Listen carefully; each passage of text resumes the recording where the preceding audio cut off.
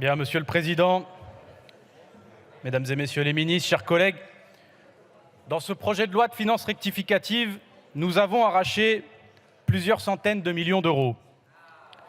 De l'argent pour aider les ménages qui se chauffent au pellet de bois. De l'argent pour les associations qui aident les plus pauvres à se nourrir là où l'État a démissionné. De l'argent pour étendre le Ségur aux personnels municipaux. Le Sénat a légèrement amélioré le texte. C'est pour cela que nous nous abstiendrons sur ce texte.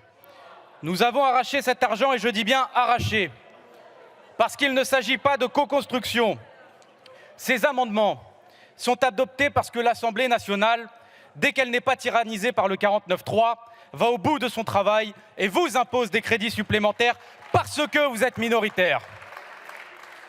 Vous avez déclaré, Monsieur le ministre, que notre pays résiste admirablement bien à la crise. C'est une erreur monumentale. Et vous le savez, les Français sont en train de mordre la poussière. Ce n'est pas une impression, ce n'est pas un sentiment, c'est une réalité. Parce qu'au troisième trimestre 2022, quand vous rapportez le salaire mensuel des Français par rapport à l'augmentation des prix, il a diminué de 2%. La vie chère est un fléau qui est en train de balayer des millions de nos concitoyens. La vie chère, c'est 13% d'augmentation des prix dans les grandes surfaces. La vie chère, c'est plus 10% d'augmentation des prix alimentaires. La vie chère, c'est l'explosion des refus de prêts bancaires. La vie chère, c'est l'humiliation quotidienne des Français quand ils se privent des petits plaisirs de la vie, quand ils ne peuvent pas nourrir correctement leurs enfants, quand on leur vole du temps de travail parce qu'ils doivent payer l'inflation avec. C'est la raison pour laquelle la nouvelle Union populaire écologique et sociale ne cessera jamais de défendre les seules mesures capables de répondre durablement à l'appauvrissement généralisé de notre pays, avec notre campagne contre la vie chère qui exige l'augmentation des salaires, l'augmentation des minima sociaux, l'augmentation des payes des fonctionnaires, l'augmentation du SMIC et la taxation des superprofits. Vous êtes responsable de l'effondrement en cours et à venir parce que vous vous trompez, parce que l'effondrement est à venir et que la crise est durable. Alors que la précarité étudiante continue d'exploser, vous êtes responsable parce qu'elle tue les rêves, elle casse le moral, les ambitions et les études de notre jeunesse, parce que vous refusez notre proposition de taxe sur les plus hauts patrimoines pour financer une allocation d'autonomie, pour libérer les jeunes de cet enfer qu'est la pauvreté. Vous protégez les riches héritiers. Vous-même qui dites à chaque fois défendre la méritocratie, vous défendez l'héritocratie.